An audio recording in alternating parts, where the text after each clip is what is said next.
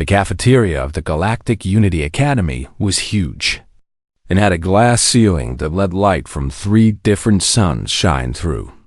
Students from many different planets sat at long tables, eating strange foods and talking in languages that sounded like music, clicks, and growls. Kira Zethro sat at the corner table with other Draconian students. She was 17 years old by human counting. Her scales were deep red, like fire frozen on her skin. Small puffs of smoke came from her nose when she laughed. Her wings were folded tight against her back, and her golden eyes watched everything in the room. Draconians were dragon people. They walked on 2 legs like humans, but they had tails, wings, claws, and scales. They could breathe fire.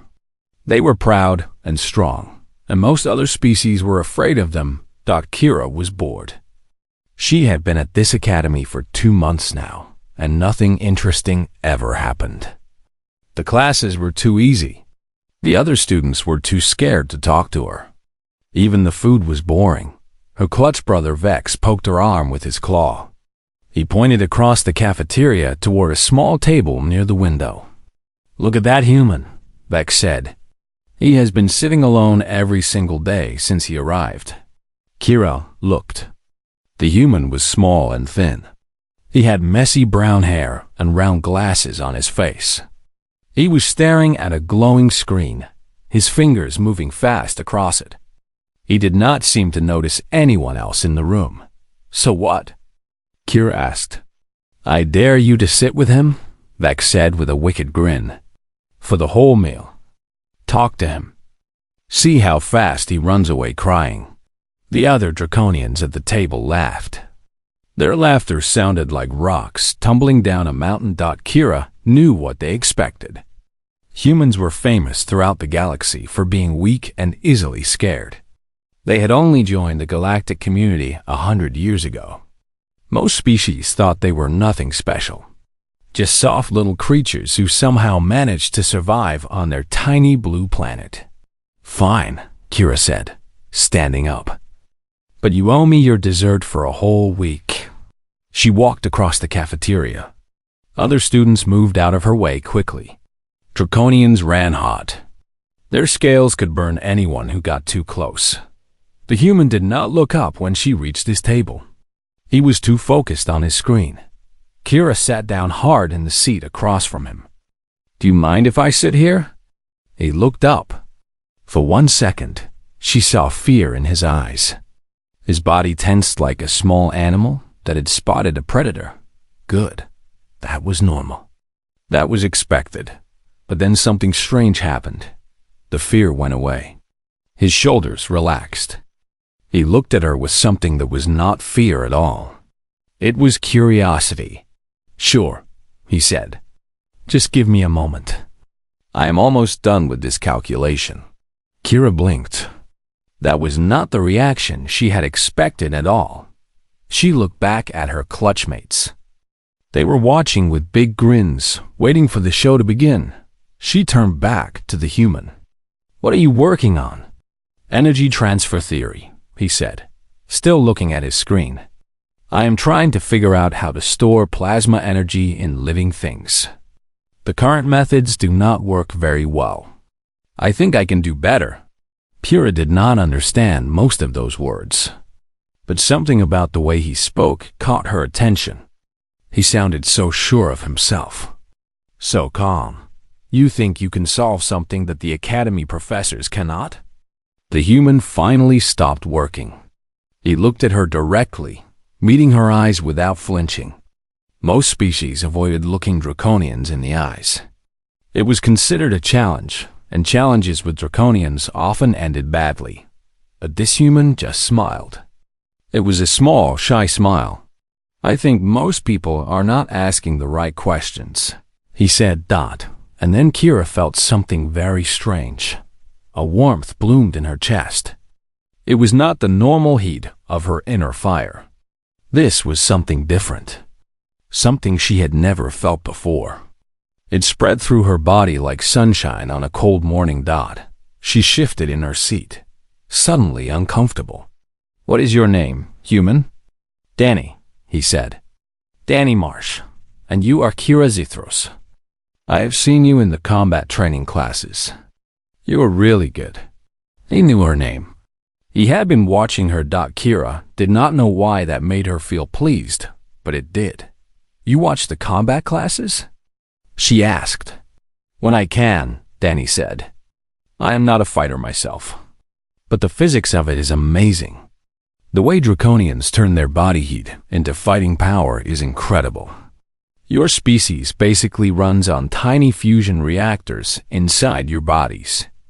Do you know how special that is?" Kira had never thought about her fire that way. It was just part of her, like breathing or thinking. But Danny made it sound like something wonderful. "You are a strange human," she said. Danny laughed. It was a warm, friendly sound. "I have heard that before. Usually right before people stop talking to me." "I am not going anywhere," Kira said. She surprised herself by meaning it. She looked back at her clutchmates. They were confused now. She was supposed to be scaring this human, not having a real conversation with him. But Kira did not care what they thought anymore. "Tell me more about this energy theory of yours," she said. And Danny did. For the next hour, he talked about plasma and energy and theories that Kira did not understand at all. She probably understood one word out of every 10. But she listened anyway, because Danny's voice was nice to hear. And because that strange warmth in her chest had not gone away. If anything, it had grown stronger. When the meal period ended, Danny looked surprised. "I am sorry," he said. "I talk too much. I always do that. Most people get bored and leave." "I am not bored," Kira said. "And I did not leave." Danny smiled at her, and the warmth in her chest flared like a second sun. "Will you sit with me again tomorrow?" he asked. "Yes," Kira said without hesitation. She walked back to her clutchmates, but she did not feel like she was returning from a joke anymore. She felt like she was leaving something important behind. Vex looked at her strangely. "What happened?" "You were supposed to make him cry." Kira shrugged. "He is more interesting than I expected." That night, lying in her bed, Kira could not stop thinking about Danny Marsh, about his curious eyes, about his strange ideas, about the way he talked to her like she was a person instead of a monster, and about that warmth in her chest that still had not gone away.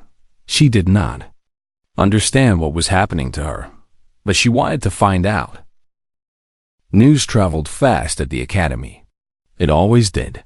Within 1 week, everyone knew that the Draconian girl was spending all her time with the human nobody.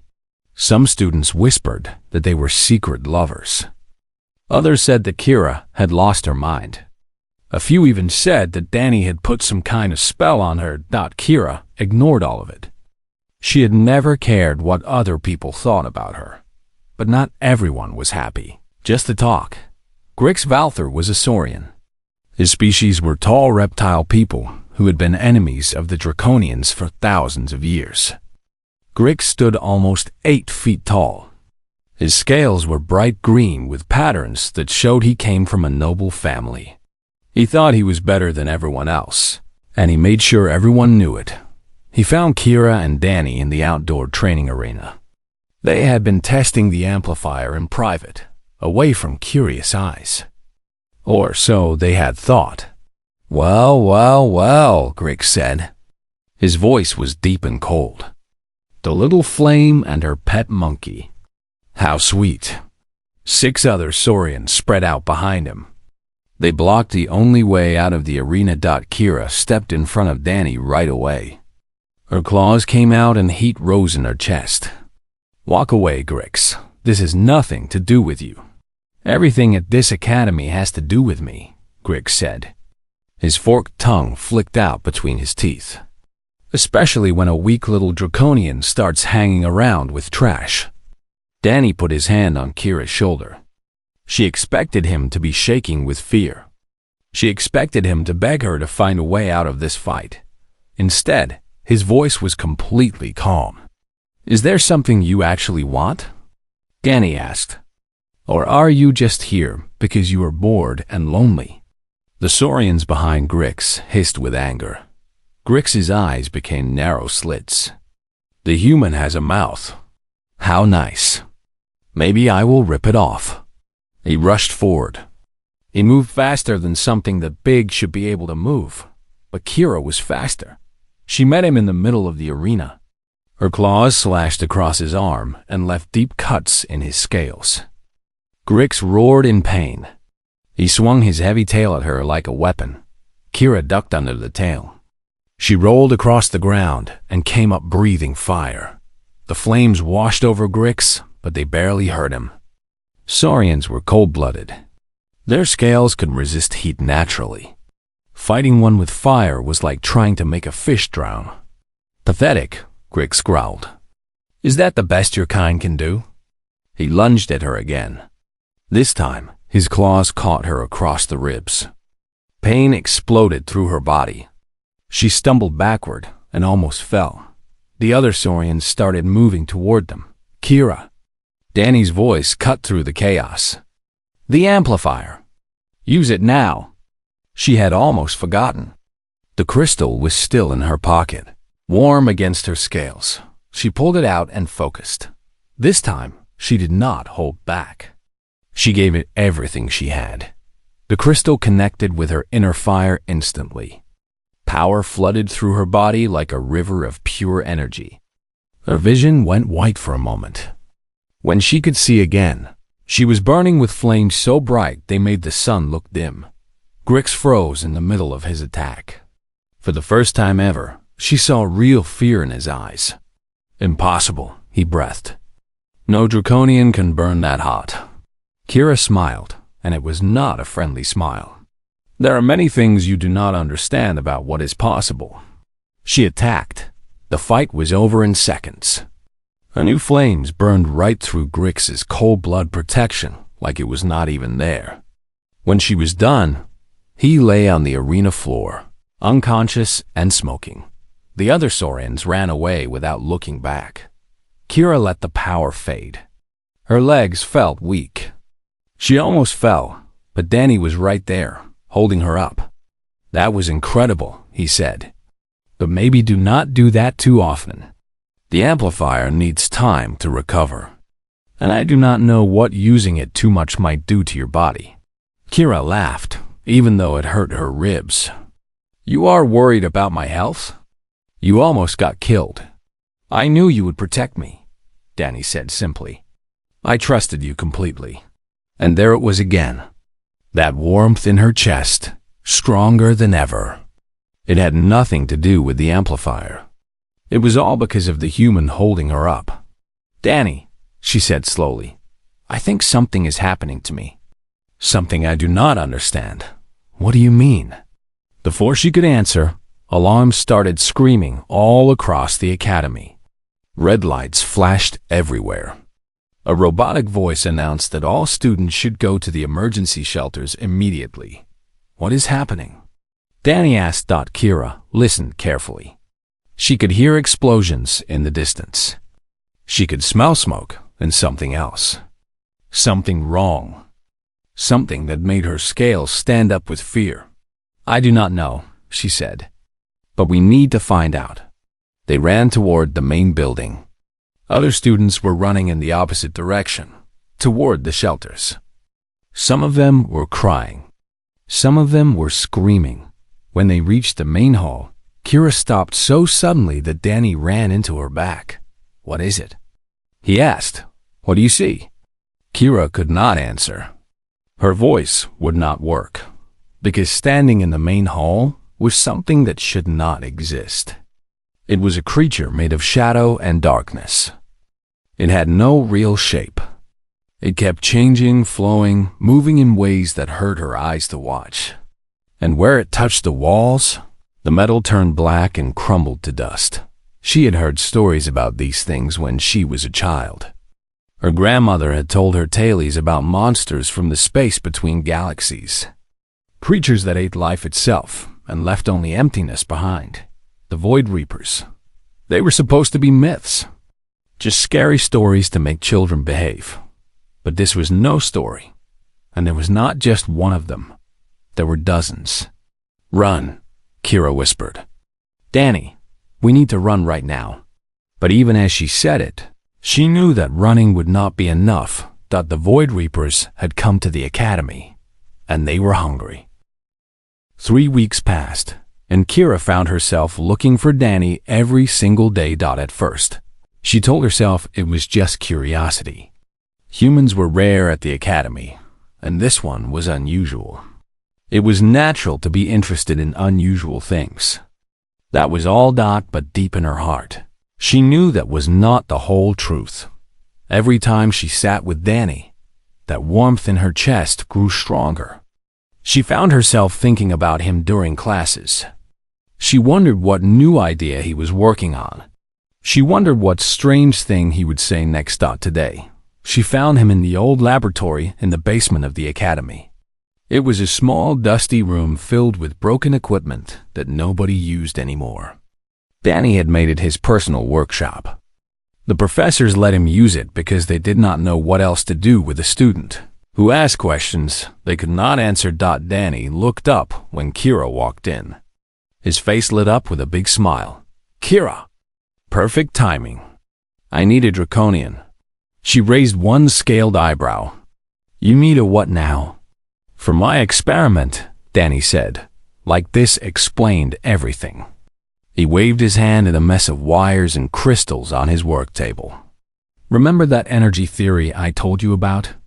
The one about storing plasma in living things? I think I figured out how to make it work. But I need to test it on someone with inner fire. You are the only draconian I know who might say yes." Kira crossed her arms over her chest. "You want to use me as a test subject. I want to work with you," Danny corrected. "There is a difference. And it is safe. Probably. Danny had the good sense to look a little embarrassed. "The math is correct. I checked it many times. But I have never actually tested it for real. Any smart person would have walked away." Draconians were proud. Being used for some human's experiment was beneath her dignity. Her clutchmates would never let her hear the end of it. But Kira sat down on the stool Danny pointed to. "What do I need to do?"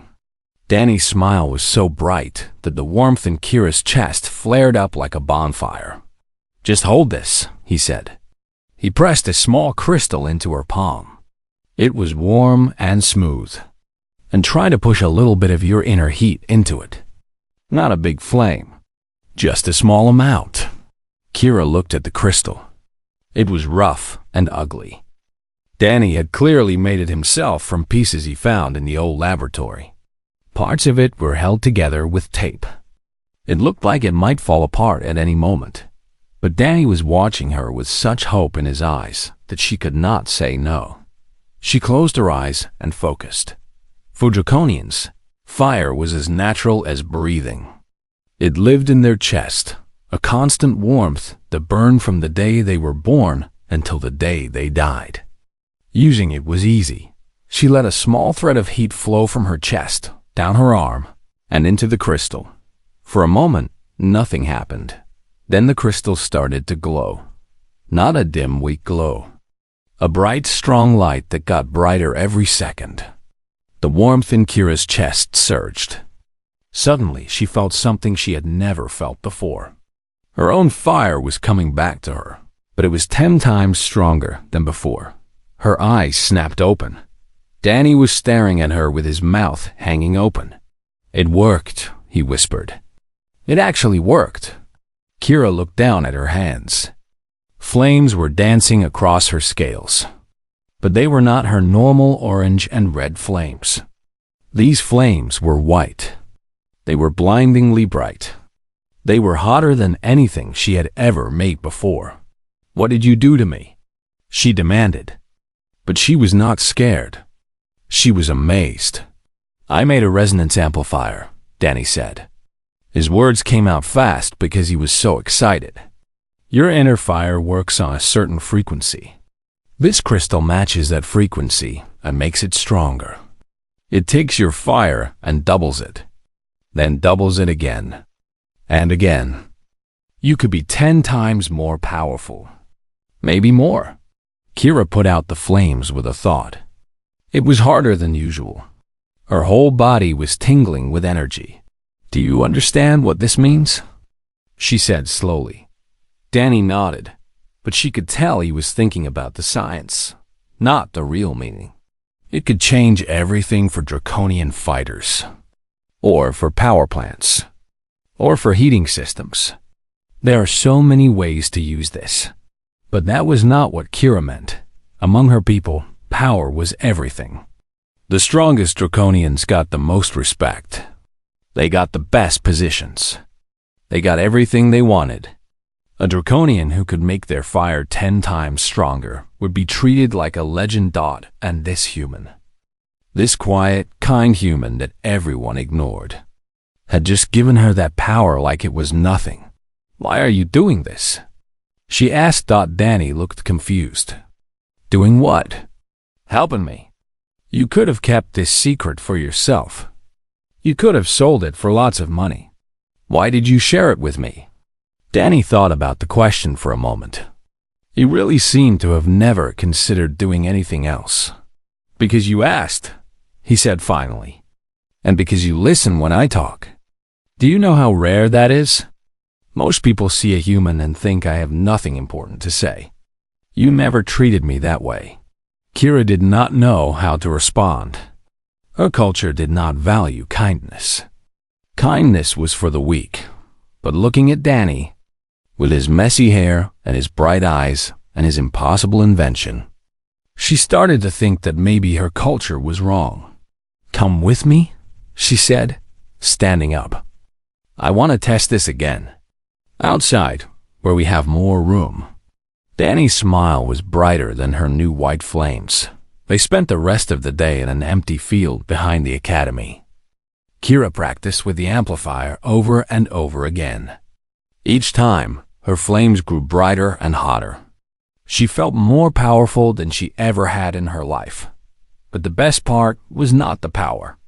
The best part was the way. Danny looked at her while she practiced. Like she was the most amazing thing he had ever seen. When the sun started to set, they sat together in the grass and watched the sky turn purple and gold. Kira, Danny said quietly, can I ask you something? Yes. Why did you really sit with me that first day? I know it was not because you wanted to make friends with a human. Kira was quiet for a long moment.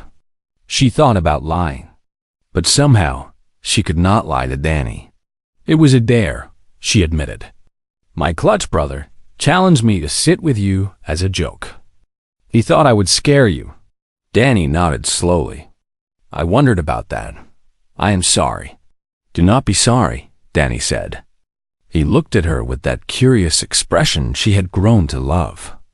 If it was not for that dare, we never would have talked. And you are the first real friend I have ever had at this academy. Friend. The word hit Kira like a wave of warm water. You are my first real friend, too, she said, and she meant it with all of her fiery heart. The attack came without any warning at all. One moment, the academy was a safe place for learning. It had the best defense systems that the galactic community could build. Nothing should have been able to get through. The next moment, those defense systems were dead. A computer virus had killed them all. A virus that was not supposed to exist, and the Void Reapers poured in. They were nightmares made real. They were shadows that moved wrong. They came through walls like the walls were not even there. And when they touched a living being, that being died in seconds. Their body would fall to the ground like an empty sack. The Reapers did not eat bodies. They ate life itself. Kira grabbed Danny's hand and pulled him away from the main hall. Behind them, she could hear students screaming. She could hear the horrible sound of the Reapers feeding. We need to get to the escape ships, Danny said. His voice was tight, but he was not panicking. She was grateful for that. The ships will not help, Kira said, as they ran through the corridors. The Reapers will follow. They always follow. That is what the stories say. Then we need a weapon. Something that can actually hurt them. A Reaper came out of the wall right next to them. It moved like smoke with a mind of its own. Kira blasted it with her amplified fire. The flames went right through it. The Reaper was not even slowed down. They do not have real bodies, Kira realized with horror. They are not completely in our world. They exist somewhere else at the same time. Danny got that look on his face. The look he got when his brain was working faster than should be possible. His eyes went distant for a moment. Out of phase, he muttered to himself. Of course. That is why nothing hurts them. You cannot damage something that is not fully in your reality. It is like trying to punch a reflection in a mirror. The Reaper lunged toward them. Danny grabbed Kira and pulled her to the side just in time. They ran down a side corridor toward the engineering section of the academy. I have an idea, Danny said as they ran. But I need to get to my laboratory. And I need time to build something. How much time? 10 minutes. Maybe 15. Another Reaper appeared in front of them. Kira hit it with everything she had. The flames did not destroy it, but they seemed to confuse it. Its form flickered and broke apart for a few seconds before coming back together. I can give you 5 minutes, Kira said. Go, I will keep them busy. Danny stopped running.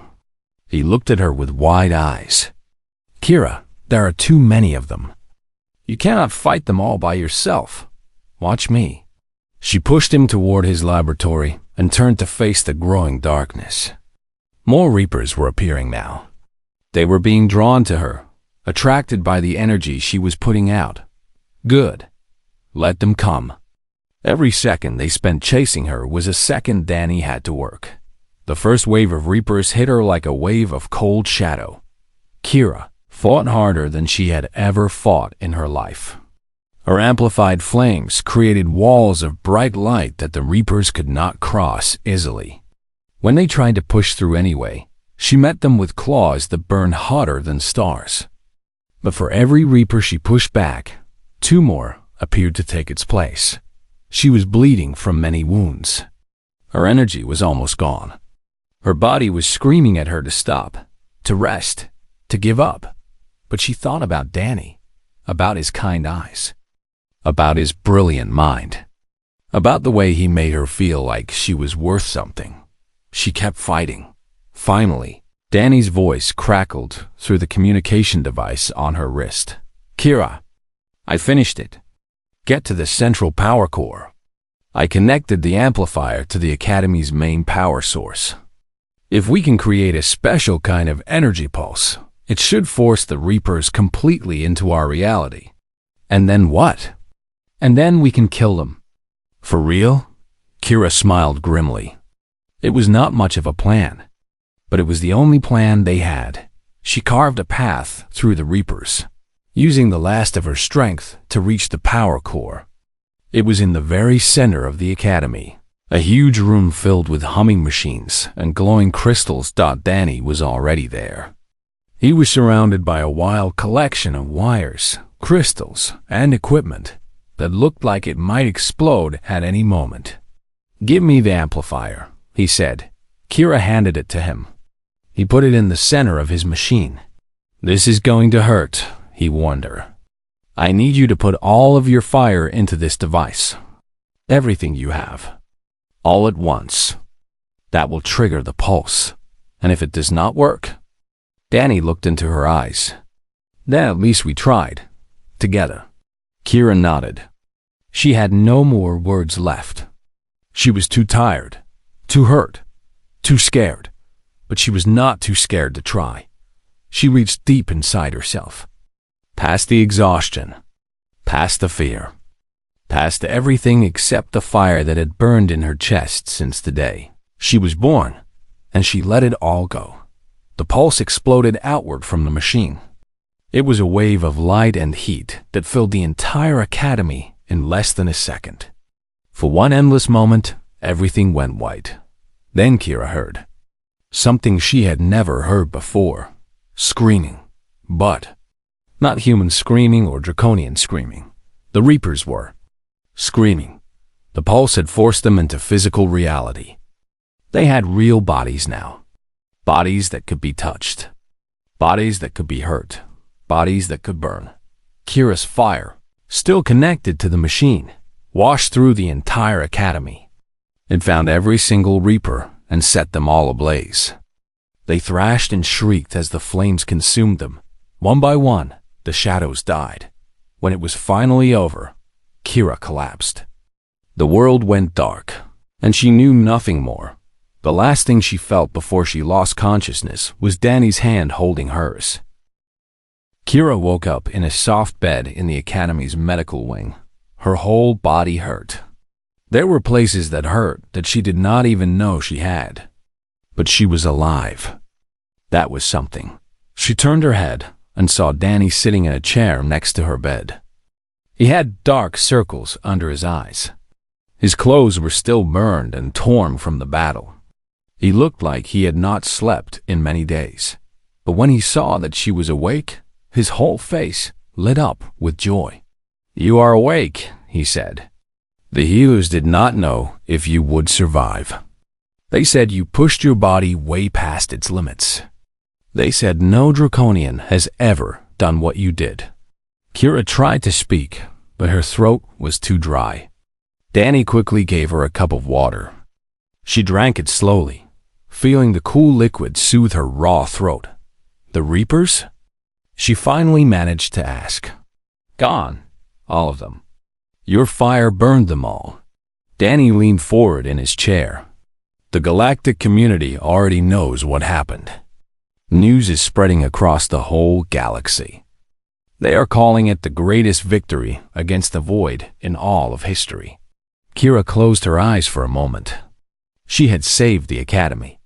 She had saved everyone, but she had not done it alone. "They are also asking questions," Danny continued. "They want to know how a first-year human student invented technology that saved everyone. I have been trying to explain, but to be honest, I am not sure I fully understand it myself." Kira opened her eyes. She reached out and took his hand. His skin was warm and soft against her scales. Danny looked surprised, but he did not pull away. "I understand," Kira said. "You do?" "The warmth I have been feeling. The power that kept growing every time we were together. It was not just the amplifier."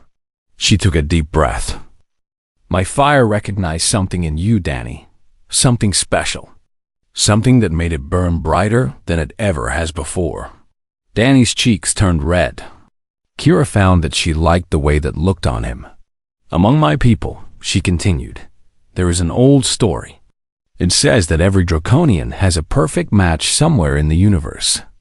Another being whose spirit fits with their flame so perfectly that together they become stronger than either one could ever be alone. We call these people flame-bound. And you think I am your match?" Danny asked. His voice was barely louder than a whisper. Kira squeezed his hand. "I do not think it. I know it. I have known it since that first day in the cafeteria, even though I did not understand it then." Danny was quiet for a long time. When he finally spoke, his voice was thick with feelings. "I have spent my whole life being told that humans are not special, that we are too young, too weak, too small to matter. The galaxy is full of ancient species with amazing powers. Compared to them, we are nothing. I believed that for a long time." He looked up at her, and his eyes were shining with tears. "But you never saw me that way. From the very first day, you treated me like I was worth something. You believed in me when nobody else did. Not even me." Kira smiled. It was not her usual fierce smile. It was something softer, something she had not known she was capable of until she met Danny. "Humans may be young," she said, "but that does not make you weak. You see the universe in ways that other species cannot. You ask questions that nobody else thinks to ask. And when everything seemed lost, it was a human who found a way to save us all. She pulled him closer to the bed. My people believe that strength is everything, she continued. We think that power is the only thing that matters. But I am starting to think we are wrong. Real strength is not about fire or claws or muscles. Real strength is the courage to keep trying when everyone expects you to fail. And by that measure, Danny Marsh, you are the strongest person I have ever known.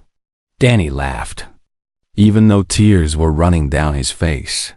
You know, he said, when you first sat down at my table, I thought you were there to hurt me, like everyone else. I was, Kira admitted. It was a stupid joke. I am sorry. Do not be sorry, Danny said. If you had not sat down that day, none of this would have happened. We never would have become friends. You never would have helped me with my experiments. And we never would have been able to stop the Reapers. He leaned forward until his face was very close to hers. Sometimes the best things in life start as accidents, he whispered. Kira closed the distance between them. The kiss was awkward at first. Their bodies were so different. Her scales scraped against his soft skin.